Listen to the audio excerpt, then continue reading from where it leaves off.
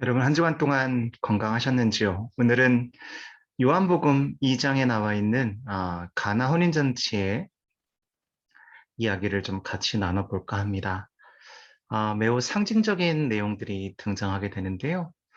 우선 요한복음 2장은 우리가 1장에서 공부했던 바로 예수님께서 제자들을 처음 부르신 이후에 그들과 함께 동행했던 가장 첫 번째 이벤트가 되겠습니다. 또한 아시는 대로 가난 혼인잔치에서 일어났던 일은 예수님께서 맨 처음으로 이적을 보여주셨던 그러한 사건이고요. 이것은 단순히 첫 번째 사건이라는 부분에서 우리가 의미를 부여하는 것 외에도 굉장히 다양한 신학적인 내용들, 또 우리에게 필요한 내용들이 거기에 담겨져 있습니다. 우선 그 배경을 살펴보면 이렇습니다. 예수님께서 가나안 혼인잔치에 참여하시게 됩니다. 가나는 갈릴리에 있는 한 도시가 되겠습니다. 성경 말씀 보니까 여기에는 제자들과 함께 동행한 예수가 등장하게 되고요. 여러분이 한 가지 아셔야 될 것은 예수님 당시의 그 혼인잔치는 우리가 현대 결혼식처럼 하루 또 몇 시간에 그냥 끝나는 것이 아니고요.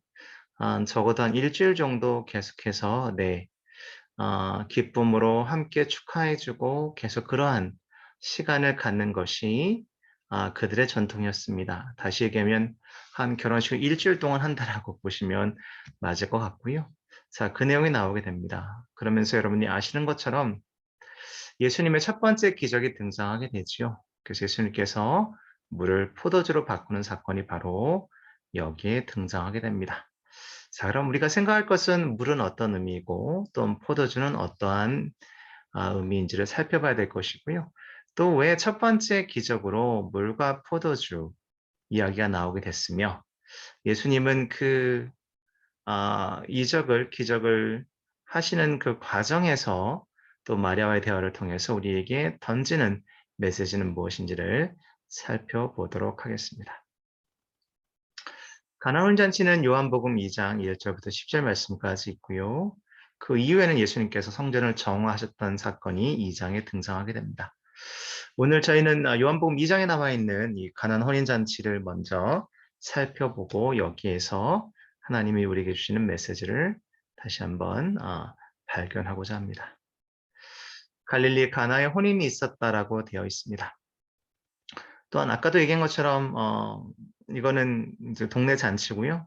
매우 귀하게 여기는 분들이 같이 와서 축하해 주는 것이 바로 그 당시의 전통이었습니다.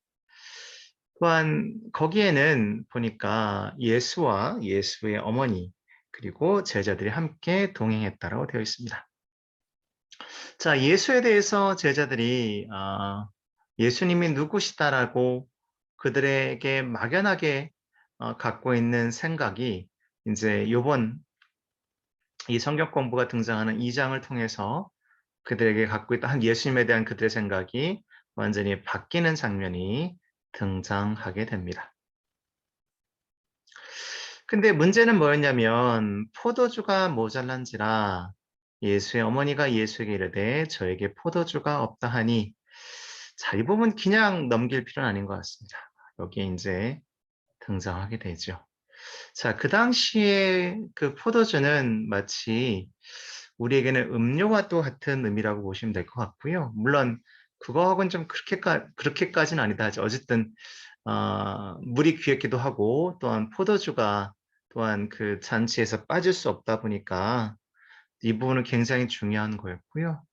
또 한 가지는 우리가 알지 못하는 부분은 마리아가 이 혼인을 하는 이 가정과 어떠한 관계이길래 주인도 아닌 그녀가 이 부분에 관해서 걱정하는지는 정확히는 알 수가 없습니다. 하지만 예수님께 와서 포도주가 떨어졌다라고 이야기를 합니다. 자, 이 포도주가 떨어진 것은 그냥 단순히 음료수가 떨어졌다는 개념이 아니고요. 귀한 자리에 정말 자기네들이 존경하는 지인들이 왔는데 만약에 포도주가 떨어져서 결혼식이 끝난다. 이거는 커다란 수치가 될 수 있고 또한 결혼한 당사자에게도 굉장히 앞으로의 뭐 사회생활이든 뭐든지 문제가 될 수 있는 소지가 분명했습니다. 그래서 이 일을 마리아는 예수님께 고하는 거죠. 예수님을 그녀는 알고 있었습니다, 누군지를.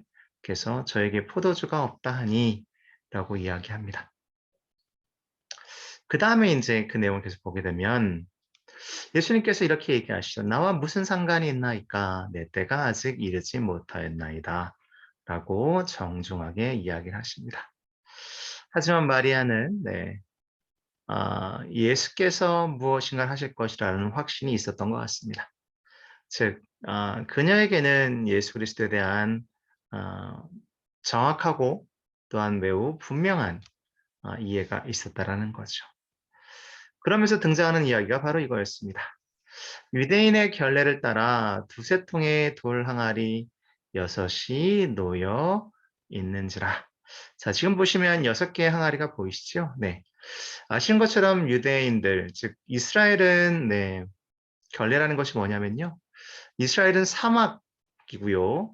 또한 사막이면서 그들은 사막에 살기 때문에 샌들을 신고 다니는 것이 아 뭐 그들의 관습이었습니다. 그래서 인제 바깥에서 집으로 들어오게 될 때에 아무래도 바깥에서 인제 샌들을 신었기 때문에 모래가 많이 묻었을 것이고 또한 발과 또한 샌들에도 그렇게 묻었겠죠. 그래서 항상 그 집에는 물이 담겨져 있는 항아리들이 있고요. 물항아리입니다. 네. 돌 항아리로 만들어진 물을 담아 놓는 항아리가 있고요. 그것은 그들이 이제 외부에서 안으로 들어오게 될 때 그들의 발을 깨끗하게 씻는 것에 목적을 두고 있습니다. 그랬을 때 마리아는 그 집의 종들에게 얘기하죠. "예수께서 뭐라 하시든지 간에 너희는 그대로 행할지어다라고 얘기합니다. 자, 마리아는 예수님께서 간곡하게 거절하셨음에도 불구하고 예수님께서 무엇인가 하실 것이라는 생각을 갖고 있었다는 겁니다. 자, 그런 다음에 예수께서 이르시되 항아리에 물을 채우라고 말씀하시죠. 아기까지 채우라 얘기합니다. 그리고 그들이 아기까지 채우니 이제는 떠서 연회장에 갖다 주라 얘기합니다. 자, 우선 순종을 했던 이 종들도 대단하고요. 네. 그 순종은 했지만 과연 물을 떠다가 연회장에 갖다 주는 것이 과연 옳을 것인가? 라는 고민이 있었겠지만 그들은 끝까지 순종하는 모습이 나오게 됩니다. 연회장은 물로 된 포도주를 맛보고도 어디서 났는지 알지 못하되 물떠온 하인들은 알더라. 당연하겠죠. 네. 물이 포도주로 바뀐 사건입니다. 그때 인제 MC를 봤던 인제 그 사회를 봤던 사람이 얘기합니다. 사람마다 먼저 좋은 포도주를 내고 취한 후에 낮은 것을 내거늘 좋지 않은 것을 준다는 거죠. 싼 걸 준다는 거죠. "그대는 지금까지 가장 좋은 포도주를 두었노라 하니라."라고 얘기합니다.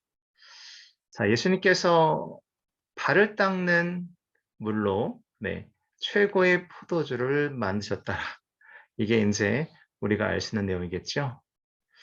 예수께서 첫 표적을 갈릴리 가나에서 행했다라고 성경은 이야기하고 있습니다. 자, 우선 어떤 거냐면요. 포도주는 하나님의 선물로 성경에 기록되어 있습니다.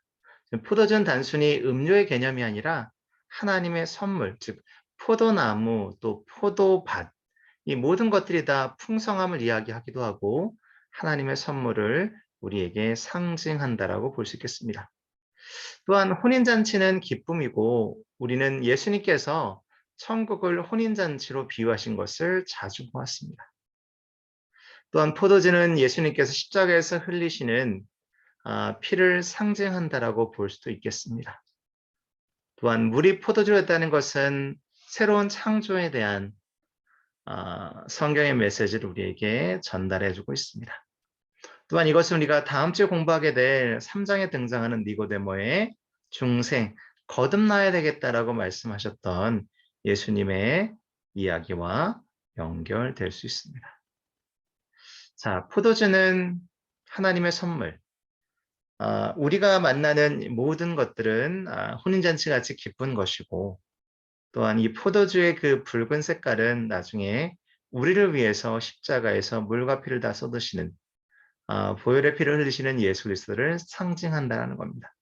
즉 그의 첫 번째 이적에서 예수께서는 이미 그의 궁극적인 이 땅에서의 목적을 미리 우리에게 알려주고 계십니다. 그래서 그 내용을 보게 되면 그의 영광을 나타내심에 제자들이 그를 믿으니라.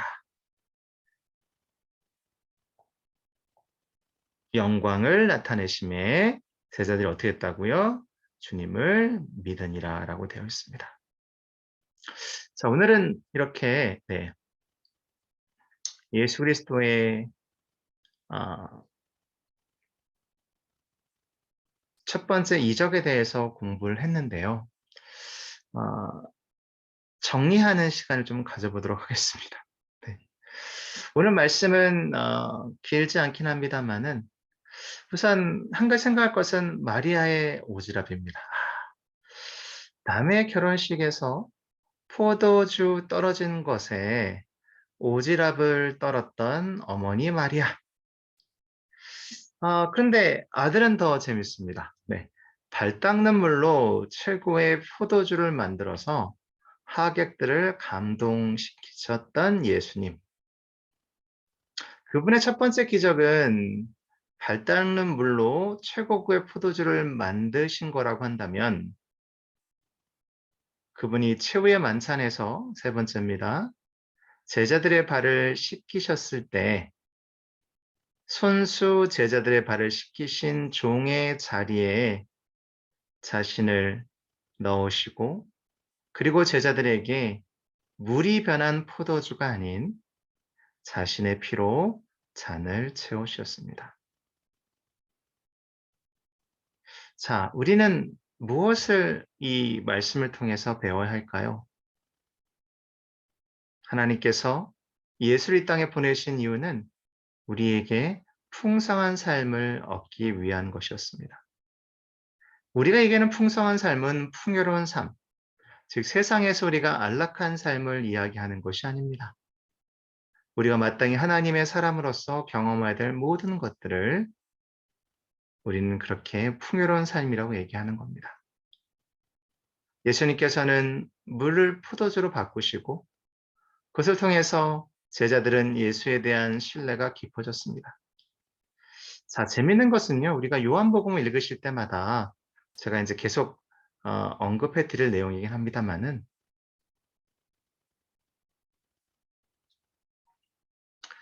요한복음에서 믿는다란 말이 나올 때마다 여러분들이 한번 밑줄을 치시면 좋을 것 같습니다.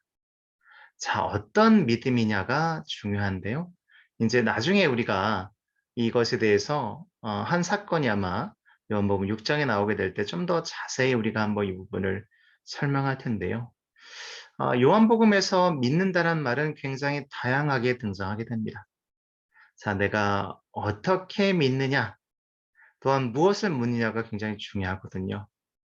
예수를 믿는다는 자가 딴소리 하는 경우도 많이 있고요. 딴 주머니를 차려고 하는 마음도 있고, 딴 생각하고, 딴 것과 내통하고, 심지어 믿는다던 예수를 죽이는 장면이 등장하기도 합니다. 즉, 믿음의 대상인 예수를 믿는 게 아니고, 또한 우리가 정말 예수를 믿는다고 한다면, 그 믿음의 대상에 우리에게 전달하는 이 세계, 즉, 우리로 하여금 걸으라고 하는 이 인생의 또한 신앙의 길을 걷지 않으면서 참여하고 싶은 마음이 없으면서 우리가 믿는다라고 얘기하는 것은 틀린 거라는 거죠. 다시 얘기하면 우리가 기도를 하면서도 누군가에게 기도를 부탁하면서 본인은 정작 그것에 대해서 기도를 하지 않는다고 하는 것은 내가 확실히 믿는 것이 아니다라는 겁니다. 우리 마음속에 세속적인 쾌락을 쫓아버리고 예수님을 우리 마음에 드릴 수 있도록 깨끗하게 살아야 한다는 겁니다. 그의 영광을 나타내심에 제자들이 그를 믿었느냐. 자, 여기에서 믿음은 흔들리지 않는 믿음, 주저함 없는 믿음은 아닌 것처럼 보입니다. 주님께서 영광을 보이시니까 제자들이 믿었다라는 거죠. 하지만 이 믿음도 우리에게는 필요한 것일지도 모르겠습니다. 즉, 제자들이 이렇게 믿음이 시작되면서 어떻게 그 믿음이 계속해서 예수를 통해서 변하게 되고 나중에는 예수님께서 그들에게 이야기하셨던 하나님 나라의 삶으로 그들도 함께 참여하게 되는지를 살펴보는 것도 요한복음을 공부할 때 여러분과 제게 매우 중요한 관전 포인트가 되겠습니다. 우리가 마음을 깨끗게 하고 물로 씻긴 것처럼 그리고 예수 그리스도의 그 보혈의 능력을 우리가 포도주로 연상케 한다고 한다면 우리가 그러한 마음, 즉 세속의 것을 완전히 우리 자신에게서 내어보내게 될 때 예수님은 우리 안에 들어오셔서 물을 포도주로 바꾸어 놓듯이 우리의 마음을 기쁨으로 충만하게 채워 주실 것입니다. 자, 이제 물이 포도주가 되기 때문에 믿는 것이 아니라 그 포도주, 보혈의 능력이 나로 하여금 예수와 함께 예수께서 걸어가셨던 길을 걸어가게 하신다는 것을 믿는 그러한 믿음에 이르기까지 주저함 없는 믿음이 우리 안에 있을 때까지 우리는 계속해서 믿음의 행진을 해야 될 것입니다. 자, 다음 주에는 우리가 3장을 공부하게 될 텐데요. 밤에 찾아온 니고데모, 아무런 부족함이 없는 니고데모가 왜 예수를 밤에 찾아왔을까? 밤에 여러분들이 한번 생각해 보시면 될 것 같고요. 이 밤이라는 그 시간적인 그 배경이요. 그다음에 니고데모라는 인물을 같이 한번 다음 주에 공부해 보도록 하겠습니다. 여러분 한 주간 승리하시고 우리 다음 주에 뵙도록 하겠습니다. 감사합니다.